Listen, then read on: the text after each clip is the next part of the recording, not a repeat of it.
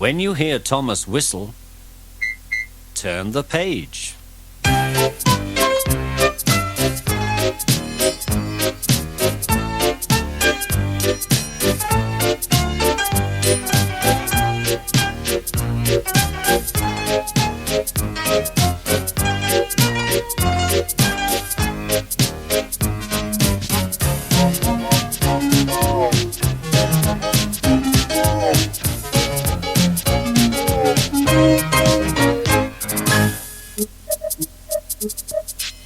Thomas, Percy and the Coal.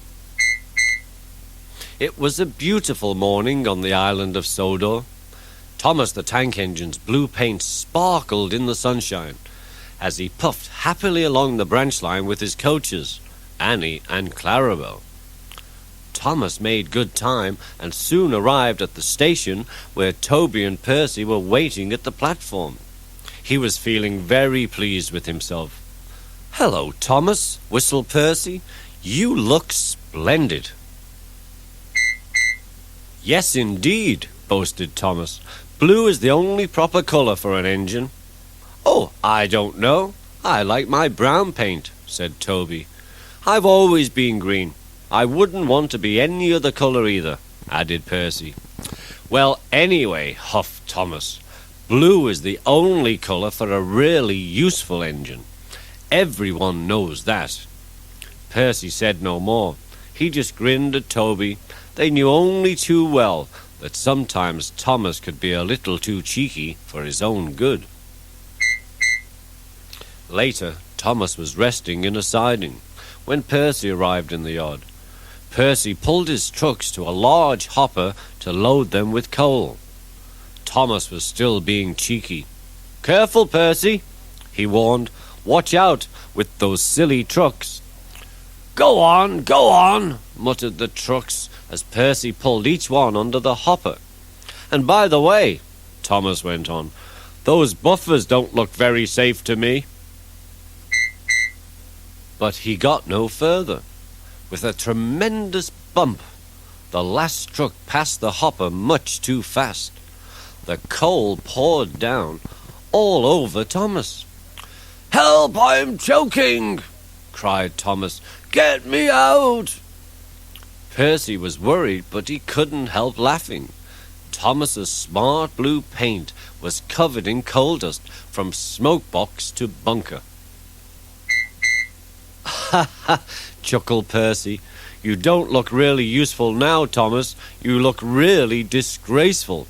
"I'm not disgraceful," choked Thomas. "You did that on purpose. Get me out!" It took the men so long to clean Thomas that he wasn't in time for his next train. Toby had to take Annie and Clarabel instead. "Poor Thomas," whispered Annie and Clarabel. They were most upset. Thomas was upset too. He was very grumpy in the shed that night. Toby thought it a great joke, but Percy was cross with Thomas for thinking that he had made Thomas's paint dirty on purpose.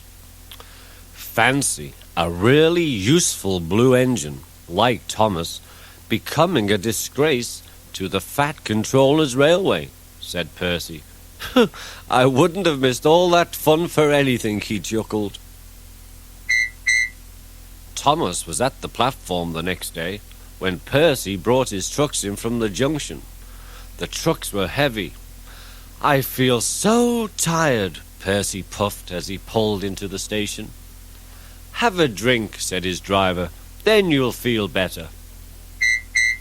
The water column stood at the end of the siding with the unsafe buffers.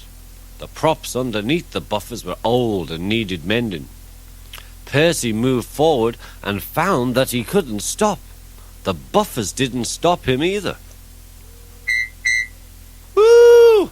wailed Percy. "Help!" The buffers were broken and Percy was wheel-deep in coal. It was time for Thomas to leave. He had seen everything. "Now Percy has learned his lesson too," he chuckled to himself. That night, the two engines made up their quarrel. "I didn't cause your accident on purpose, Thomas," whispered Percy. "You do know that, don't you?" Of course, replied Thomas, and I'm sorry I was cheeky. Your green paint looks splendid again, too. In future, we'll both be more careful of coal, said Thomas wisely.